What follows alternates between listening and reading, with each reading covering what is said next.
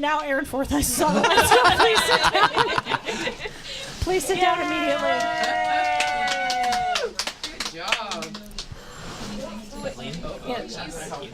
Yeah, hold on one second. We're doing a little switch over. I need other people to sit down here. They're coming. Sit down, Okay, Serge. anybody wants to hear? Join us. Everyone's getting out I of can costume. see Aaron on the chat. Hi, Aaron. How's it going? Hello! Yay! I don't think we can hear you. Wait. Oh, engineering's we're gonna getting one 1 moment. minute. I'm Wait. so sorry. Oh, we're good. Thumbs We're up. good. You're good. Hi, Aaron. Hello! Can't hear. Sorry, we're having some engineering problems. Yeah. We're just figuring stuff out. Hi. I can see furiously. That's no problem. Yeah. Hey, we can hear you now too. Come on in. Hi, Aaron. Thank you so much for calling in. Welcome. Well, so if people don't know who this is, I mean, this is Aaron Forsythe, who's you've been to our office before, although you haven't seen this nice one, have you?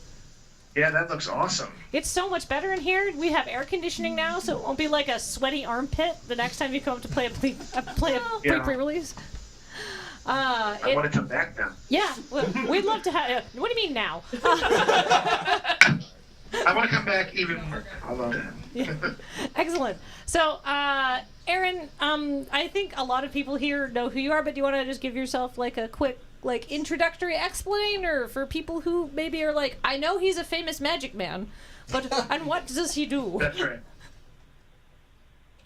Well, my title is officially the Senior Design Director for Magic the Gathering R&D. And that means I'm in charge of all the people that make all the cards.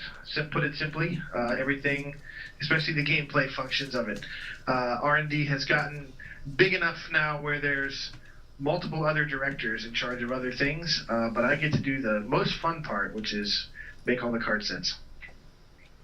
That's fantastic. We have a lot of questions for you. Oh, God, what a fun job. We have a lot of questions for you about what it's like to work in that, so I'm just going to start hitting you with questions from the blog post. All right. Here's a question from Arch Requiem D. What is your favorite story arc of Magic, and who is your favorite character? Ooh. Wow. Let's start you off with an easy one. Yeah. Like, I'm obviously partial to the most recent stuff because that's the kind of stuff that's happened under my watch. I think Chandra is my favorite character of all the ones we've made, but I do have a soft spot for like the really early Magic stories. Like there was a novel called Arena, which was, gosh, I don't know, that came out in the early 90s, I guess. There was this very vivid description. The book was just basically, imagine if two people were playing Magic and they were casting spells, what that would look like if you wrote it out as a book, including like, oh, he casts Fisher and random town believe the card here.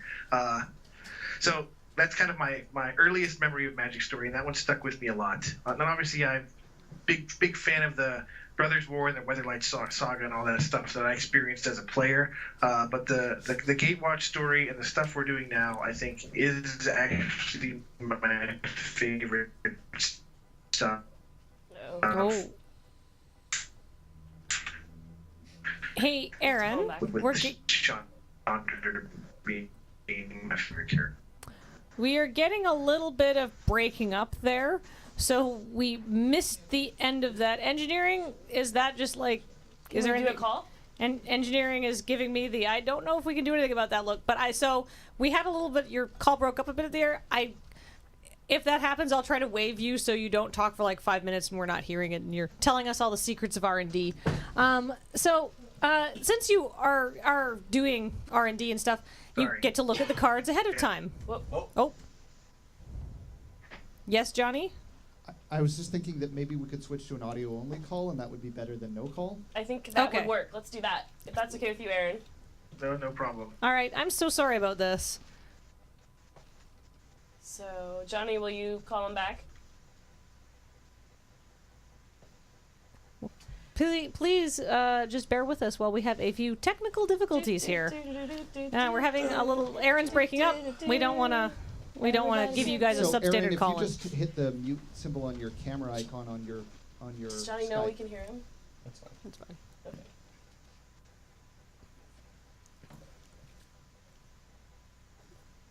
Joe's revenge. Oh, and there goes Aaron. I'm sorry about this, guys. We're going to try to get Aaron Forsythe back on the line as soon as possible. We were just having some problems with his call breaking up, and we don't want to have you guys missing out on cool stuff. And while we're waiting for that call to get reconnected, I do want to just direct everybody over to desertbus.org. If you scroll down a couple, scroll down a bit, you will see a blog post up about Aaron Forsythe, and you can leave comments there. And we can answer questions. Oh, and he's back! Thank you, engineering. That was fantastic. Thank you so much, Aaron, for your patience here. Because I was going to ask you another question. Because you're, of course, you're a design director. You work in R&D. You see the cards beforehand, so you might have some ideas about what cards might break it in big into the format. And there is a question here that says, is there ever what card or set did you think for sure would sort of find its way into the competitive scene that never quite broke through? And that's a question from Levi. Well, obviously we had much higher hopes for Ixalan right now than what we're seeing in the real world. Like, we had some vampire decks in particular that we thought were competitive with what was going on in Standard right now. I think they're just starting to creep into the competitive metagame. I've seen someone at the Pro Tour had a pretty cool mono white vampires deck. But yeah, Ixalan is not quite getting where we want to right now. We know Rivals of Ixalan, which comes out early next year, is going to help juice all that stuff a lot. An individual card that I remember from back in the day was called First Response. I think most people don't even remember that one. I think it was in Magic 2015. And it's an enchantment that said every time, if you take damage during a turn, at the end of the turn, make a 1/1 soldier. It was a white enchantment. And we were playing it with pain lands, and we were doing damage to ourselves and casting spells on our opponent's turn, just flooding the board with these 1/1 tokens. And we're like, oh my god, I can't believe we printed this card. It's going to be the next coming of Bitter Blossom. Except you can make 2 tokens a turn instead of just 1, because you can do it on your own turn and your opponent's turn. This is going to be a nightmare. And it never even showed up at all. So, yeah, that happens quite a bit. We take our best guess. We try to make a ton of cards playable, and at the end, we want to make sure that we don't know exactly which cards are the best and which cards are going to show up. Because if we can figure it out, then we know that the fans and players will figure it out really fast. So we try to make sure that such that R&D doesn't know. We have a list of about 50 or 60 cards that we think are all good enough and all going to make a splash. And you say, which one's the best? It's like, I don't know. We don't know. We don't agree on which one's the best.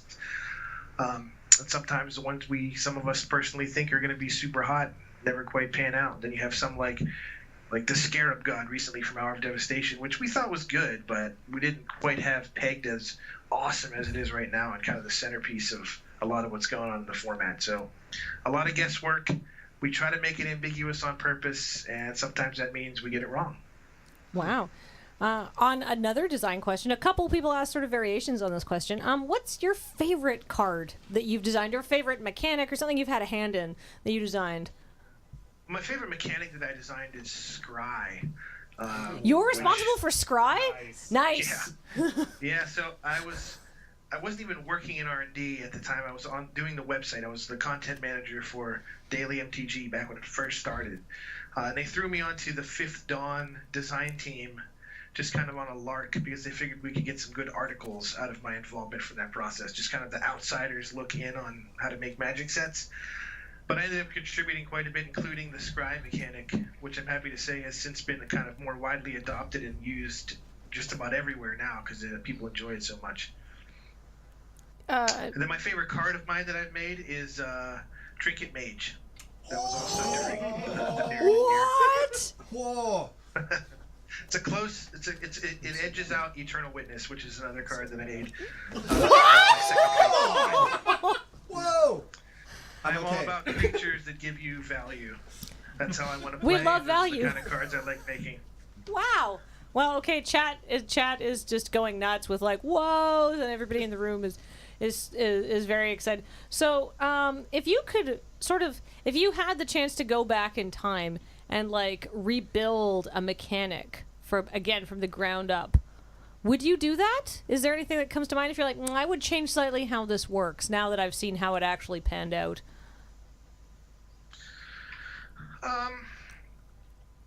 I think Cascade, which is a mechanic that we worked on in the the last set of the Alara block, Alara Reborn. I had hoped, when I was designing that set, that mechanic would lead to a lot of kind of random, wacky, fun outcomes.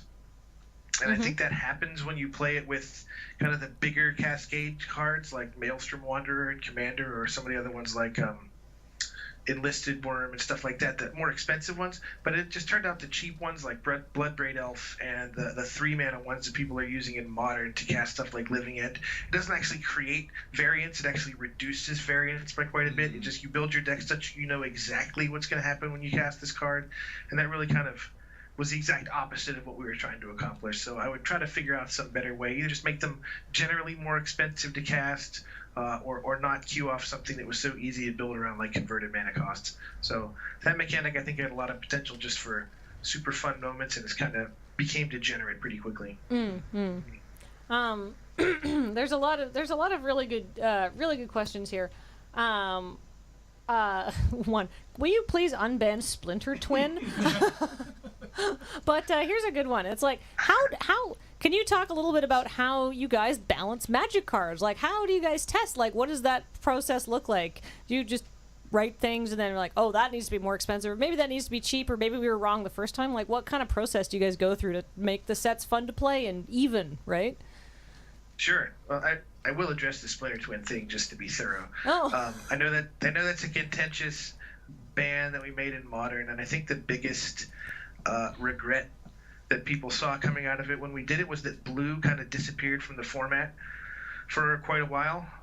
People weren't playing counter spells and cards like Remand just because they couldn't keep up with the other things that were going on.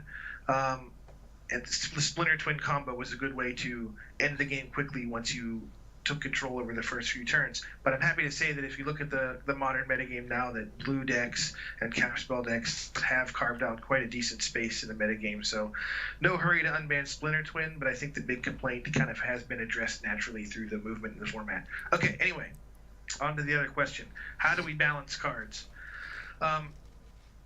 We play them. That's honestly just the big thing. We try stuff. We write it down. If it passes the smell test at the beginning of, like, does this even sound reasonable? And enough people say, yes, sure, let's go for it. We try the cards out in sealed deck. We try the cards out in draft. We try the cards out in standard is kind of where the bulk of our play is. We have a whole team now called Play Design that is basically take the cards from the card set, play with them. If they either are too powerful, too weak, or just not fun, like they just create miserable games where no one can do anything, or none of the cards your opponents draw matter, then they suggest changes. We try new things. Then we have we run playtests for Commander, where if we make new legendary creatures, we want to try those out as commanders and see what people who even aren't in R&D, who just are more casual fans of the game, think of that. We have them fill out these big surveys and answer questions on a internal website that we have and give us feedback like that. And if they don't like them, we try again. We redesign them. We shave off a mana, or we add another ability or whatnot. And it is just a massively iterative process. And like I said, the earlier question, especially with standard and limited, the goal is to make sure that there are a bunch of cards that look really powerful, but it's hard to know exactly which ones are the very best, so that there's this process of discovery that goes on with every single set. And so it's just a lot of work, and you eventually get it right, basically. That often involves making cards a little worse than they are. And that takes about a little over a year for every single set. So that's the amount of time that goes into it. So that's just for the balancing. That's not for the actual development of the set, right? Well, the balancing is the bulk of the development. So there's a design process. It's a little earlier than that. That is mostly just kind of the idea generation part, where we just try stuff and throw stuff out and try new stuff and try to hit the flavor of the set really hard and understand what the world is trying to get us to do and what mechanics might come out of that. So that's the earliest third of the process, and then the back half to 2/3 is just the iterative testing and balancing and refining. Interesting. Speaking of developing sets, I've got a question here. How was working with Mark Rosewater while he was keeping the unstable secret? It's funny because he would come in each day and talk about how he might have given a little bit away this time, or someone asked him a question about it and here was this super coy answer that he gave on his Tumblr. Like, I know he just was chomping at the bit to say whatever he could, and he was just teasing out every little like it's coming thing that he could get away with. But we kept him busy. He had tons more projects to work on, so that he wasn't just bubbling over with anticipation just for Unstable.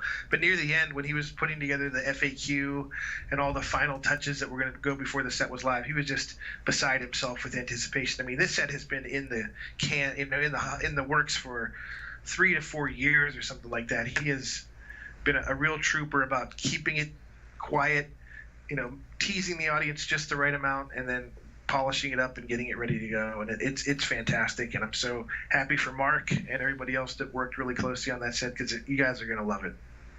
I'm very excited to play it in a couple of weeks, actually.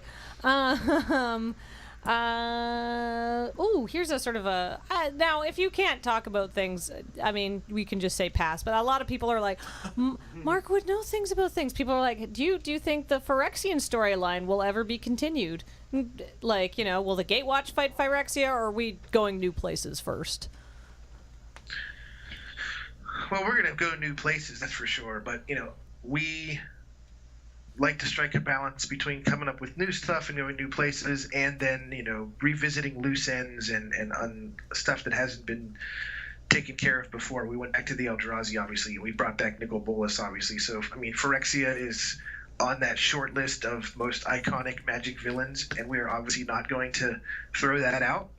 We know that people like them. We know they're super cool looking, and they're a very ominous, threatening villain that I think the Gatewatch would be up to the challenge of taking them on when the time comes. So yeah, they are definitely, like, when we write a list of stuff we want to make card sets about it sometime in the future, Phyrexia is absolutely on there, and we just need to figure out when that's going to be. But yeah, you definitely have not seen the last of Phyrexia. Ooh, exciting! That was a very diplomatic answer. Here's sort of a more general question. When you're not working on Magic and playing Magic and stuff like that, what formats of Magic do you like to play? When you just want to play Magic, not for work, but with friends and to relax, what do you play? Modern, Commander, Canadian Highlander? I've played only a tiny amount of Canadian Highlander, I'm ashamed to say, but usually it is Commander and Draft are kind of the two, less competitive group activities that we like to engage in at work. We have a draft night every Wednesday night that I attend when I can, and then we draft on Friday afternoons at work as well. And then I've got a bunch of Commander decks, and there's always a game popping up at lunch or after work or whatnot. So those are the two kind of easy go-to formats. Now when I'm at home, I play Standard on Magic Online quite a bit. I see new decks posted on our website, and I go boot that up and throw those together and play in some of the leagues there. But that's much easier for me to do online, kind of late at night. But the social formats are definitely Draft and Commander. Oh darn! I asked these questions in a terrible order. Now, this is not like fishing for information. If you personally could go back and visit any plane in Magic, like somebody said, Aaron, you're in charge of exactly everything that we're doing for our next set. So what would you go back to? A lot of people asking about Kamigawa in the chat. So I kind of am in charge of that to some degree. So I do get to kind of go where I want to go. But the place that I don't get any traction on going back to, even though I think there's a lot there, is the plane of Olgrotha, which is where Homelands took place. I just think the creative around that set super cool, and it was such a wasted opportunity from a design and development perspective. The cards were all weird and bad. That there's a great redemption opportunity there for all that stuff to just make the cool versions and the playable versions and the powerful versions of those characters and those cards that's just kind of a pet project that I would love to see happen. That one is not happening anytime in the future. It is not on the calendar. I will keep bringing it up every so often, but don't hold your breath. But that, personally, for me, that's the kind of project I would love to dig into, is redeeming the cool parts of stuff that did not work out at all. Well, and as somebody in chat says, woo, Homelands called it. Oh, by the way, in response to all of the Splinter Twin stuff, several people saying, no, Modern is perfect now and Splinter Twin should never be unbanned. And other people saying, no, Modern is perfect now so we can unban Splinter Twin. So there are constant ongoing conversations just like that in the office for sure. But we do think Modern is in a great spot right now. All right. I'm just keeping refreshing. Yeah, because we keep getting more questions as the call goes on, so I'm just keeping refreshing to make sure I get all of chat's questions. So, who is your favorite commander? If you're playing commander. Yeah, my favorite commander, which I am completely biased towards, is Titania, Defender of Argoth, because I made that card. It is a green 5/3 for 5 that whenever one of your lands is put into your graveyard, you create a 5/3 elemental token, and then when she enters the battlefield, you get to regrow a land from your graveyard right back onto the battlefield. So the story with her is that she's protecting the lands. Hey! We did it! This has been a little stressful for me, but we have Aaron Forsythe. He's back on the line, and because we went down in the middle of your answer about commander, who's your favorite commander? Okay, from the top. My favorite commander is Titania, Defender of Argoth. Because I made card, which is kind of an unfair reason for it to be my favorite. But actually, I mean, it plays into a lot of things I like. It's got this cool story about how it's protecting your lands. Every time one of your lands goes to the graveyard, you get a 5/3 token.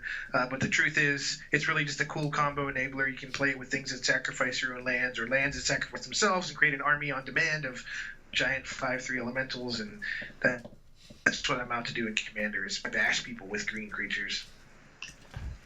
That excellent, thank you. I don't know how much of that people got the first time, but I'm glad we got it for the second time. We had a lot of questions come in about how to sort of get into Magic. We had a couple people asking, what if I wanted to work in Magic Creative? What if I want to start working at Wizards? If I don't live in North America, how can I get Wizards to notice me? Like, notice me, senpai. I know there's various pipelines into the company, but how, as an expert, how does one become a wizard? Simple question. Yeah, there are tons of ways in. Most of them, the most successful ways typically involve making a name for yourself in the Magic community, somehow doing good things that are going to get us to notice what you're doing and appreciate what you're doing. So, ranting about us is not really the way to go. I don't want to say there's not a place for constructive criticism, because we have definitely hired people that were critics of the business before they came to work here. But whether that's playing, either on the Star City circuit or the Pro circuit, are both great ways. And then coming up with cool decks, or writing good theory articles, or writing some of the creative articles that people put up, just discussing the world building and the names of flavor text. That's kind of the best and easiest way, I would say, the number one way that we notice people. Then we will continue to do things like, we've done 2 different great designer searches in the past, where we just actually run pitch tests to get people to try out to come work for us, and I imagine we'll be doing things like that again in the future. If you're an artist, we send people to the big shows, the conventions, to do portfolio review, and so that's a good way to do it. Or just have a website of your work and send that to one of our art directors. They're always looking for new talent there. That's another way to do it. Another way is just try to get in the door at Wizards in any capacity you can, whether that's a computer programmer or a customer service rep or on the sales team or anything like that, and let them know that you'd like to try doing some work for R&D, and we come to some play tests, we can put you on it. And we've had many people that have come into the business that way as well. So, we will take the talent any way we can find it. But making a name for yourself and showing us an aptitude both in playing or understanding or being creative, that's just the best way to do it for sure. Awesome. Good advice. And because I don't want to keep you too long, we're going to not get to everybody's questions today. I'm sorry. Just, Mark has stuff to, I'm so sorry, Aaron. I'm really frazzled after this. Aaron has stuff to do. We're talking about the unstable. We're talking about the unstable. That's the set that's coming out, right? Yeah. The unstable pre-release while we're on break. Yep. Aaron has stuff to do, so we're not going to keep him all day. So I'm gonna cut it. We're not gonna get to everybody's questions. Thank you so much for everybody who submitted questions. Aaron, what does Wizards have coming up in the next little while, including the set I keep mentioning? Oh, quite a bit. So, Iconic Masters just released on Friday. That's kind of the latest in our Masters Edition sets. You can go check that out at your local store. We're even selling it at some of the mass retailers, and you can go draft it on Magic Online right now. We have this cool thing called Explorers of Ixalan coming out this coming Friday, which is like a board game with these hexagonal tiles and 4 different decks for the 4 different tribes of Ixalan. Oh no. And you get to try to discover in this between card game and board game for up to 4 players. That's really fun. You're cutting out for a little bit there. Do you mind repeating the last thing that's coming out? Oh no. Oh. Well, I think that'll do it for us. Okay. I'm so sorry. This is very frustrating. Latest installment of the wacky silver bordered sets that we've come up with, and I'm sure you guys have been following. Previews for that is hilarious. It plays really well. Then early next out in January, and then we have later on the 25th anniversary master set. Then we return to Dominaria, which our CEO kind of pulled some art for at PAX Unplugged this past weekend. And then what I'm super excited about in the summer is we are bringing the core sets back with the core sets. So much goodness for Magic. We are just churning out awesome stuff. We want to make everybody happy with something that we're making, so we're making tons of stuff. It's all great. Please check it out. Wow. Oh, that's awesome. Hey, we also asked, one of the things we have coming up as soon as Aaron is done with this call is that we're going to be doing an amazing donation drive giveaway for Max. Where did the binder go? Can you just read me what the next thing we're giving away is so I don't get it wrong? We're doing an amazing giveaway for From the Vault and HasCon exclusive stuff from HasCon earlier this year. And we said, hey, we're offline. Let's be organized. Aaron, we're going to let Aaron pick the donation drive amount for that. So, Aaron, what should our donation drive amount be? It'd be $7.14 for that one. $7.14. We'll start that as soon as our call is over. And Graham actually is here, who has one more exciting thing to announce. Oh, I was telling you, you could announce it. Oh, well, I thought that you meant that you were going to announce it. Oh, well, no, it's fine. Don't worry about it. Anyway, hey, like was mentioned, we're doing a pre-release for Unstable on December 8th, starting at 11 a.m. Pacific, over on twitch.tv/loadingreadyrun. We're very excited. Mark Rosewater is coming up to visit. We can't believe we actually got him to come up to here to the Moonbase for this event. And we can announce our other guests are Megan and Maria from Magic the Amateur and Wedge from the Mana Source. We're very excited to bring Megan and Maria back and finally get Wedge up here as well. So look forward to that. That sounds super fun. That's awesome. And of course we'll put Aaron on the short list probably for Return to Dominaria, whatever that set's called. Sound good? You can see our new air-conditioned office. Dominaria. Just Dominaria? Oh, that'd be great. Great. That's it, just Dominaria. Fantastic. Cool. We'll get you back here and you can appreciate our high ceilings and non-sweaty environment. Hey, Kathleen, Yes. one thing Love it. about From the Vault, one of them isn't even released yet. Oh, this is the unreleased From the Vault? It comes out on Friday. Oh, it's so We spicy. can open it up and talk about it. Awesome. From the Vault Transform. Yeah, not even out yet. Wow. So that'll be $7.14 as per Aaron. Aaron, thank you so much for your patience today. I really appreciate it. I'm so sorry I've had so many technical issues. You were a huge trooper. I'm sorry we couldn't get to everybody's questions. We can't keep him forever. Thank you so much. I really appreciate what you guys are doing. It's terrific. And I just want to say thank you so much to Wizards of the Coast for being so incredibly generous and furnishing all these amazing prizes that we are giving away. So, yay! Yay! Woohoo! Thank you. Thanks, Aaron. All right, enjoy with the bus. Thank you.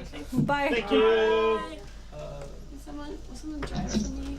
One last thing on the giveaway for the From the Vault. It has stuff. How long is it?